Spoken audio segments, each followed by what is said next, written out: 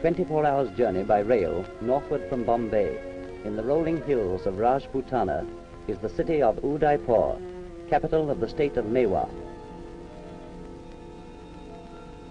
Little is heard of it in the outside world. Many Indian capitals have greater claims of size or grandeur. Many are wealthier by far, but none can boast a prouder heritage, for here dwells His Highness the Maharana of Udaipur, direct descendant of the sun god, and natural leader by birth and tradition of all the Indian princes of the Hindu faith. And no city could be more lovely. From the roof of the Maharana's palace, you may see the India of your dreams, a town of white houses on a lake, blue as the sky.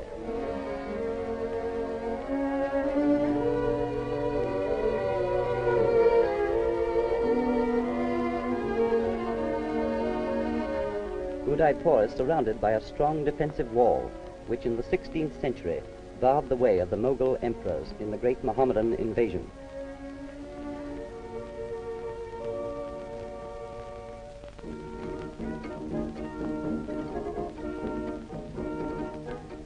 The principal gateway in the wall is the Elephant Gate, giving directly onto the main streets of the city.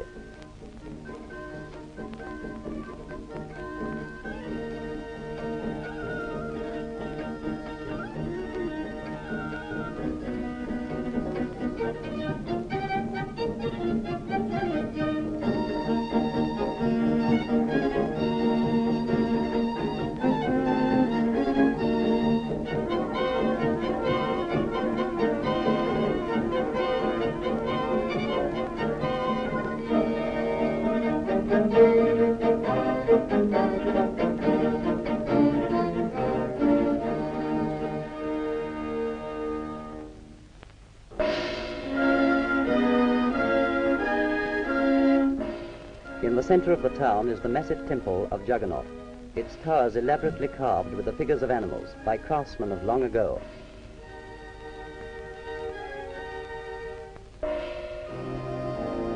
Here the Hindus worship the god whose ritual, in other parts of India, is marked by dragging through the streets the gigantic car of Jagannath, under whose wheels, in other days, thousands of victims were crushed in willing sacrifice. On the steps of the temple, the cow, sacred to the Hindus, exercises her divine right of reposing when and where she chooses.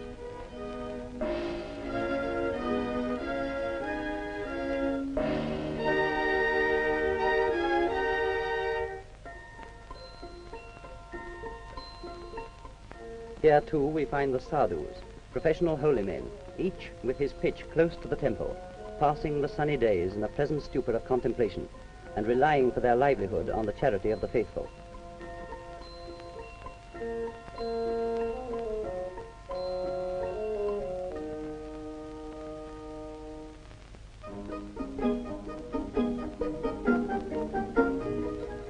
The trades of Udaipur are carried on in the tangle of streets below the temple. The oldest craft of the city, and one which befits a fighting race, is the making of swords. Even today it is a cottage door industry, the craftsman supplying the skill, and his wife the power.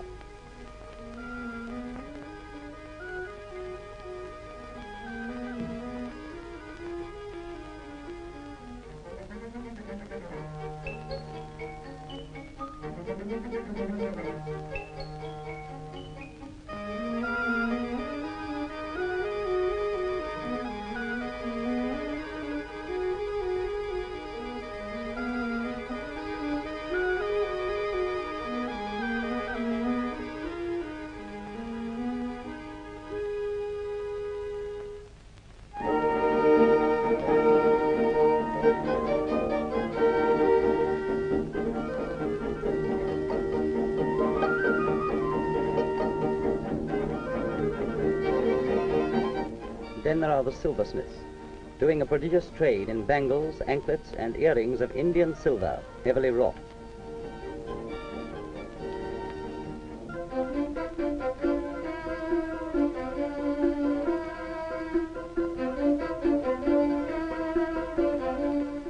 Conveniently near the shops, you will find the imposing premises of the Money Changers Bank and safe deposit.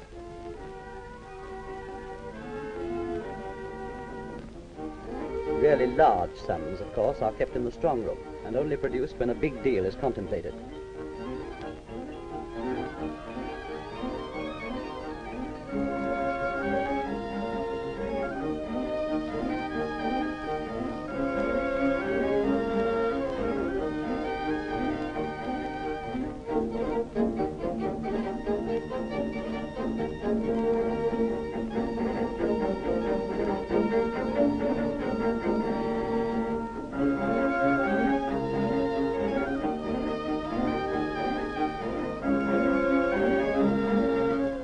Much of the farming round the city is done by the Beals, a race of aborigines, and the produce is carried into town by their womenfolk for sale in the markets.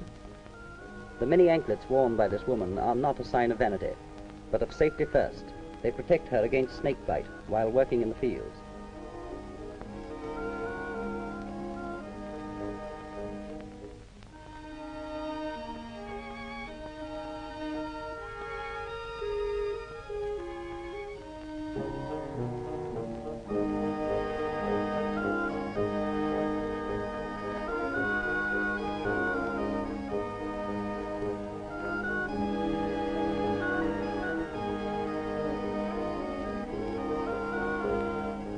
From the heat and glare of the busy streets, let us turn to the cool beauty of Pichola Lake. The softest charm of Udaipur is in this lovely stretch of water, created 200 years ago by the damming of a stream.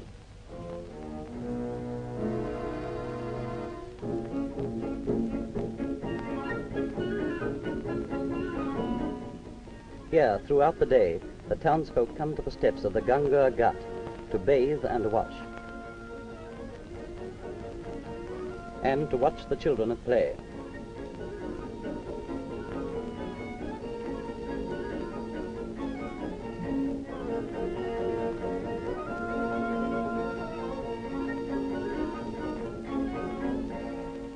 Down to the lakeside come the water sellers with their patient oxen to refill the leather water bags.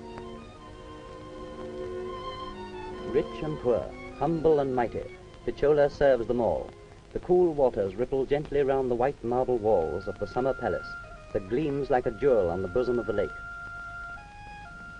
Happy Udaipur, the descendant of the sun god, could find no fairer dwelling place under the sun.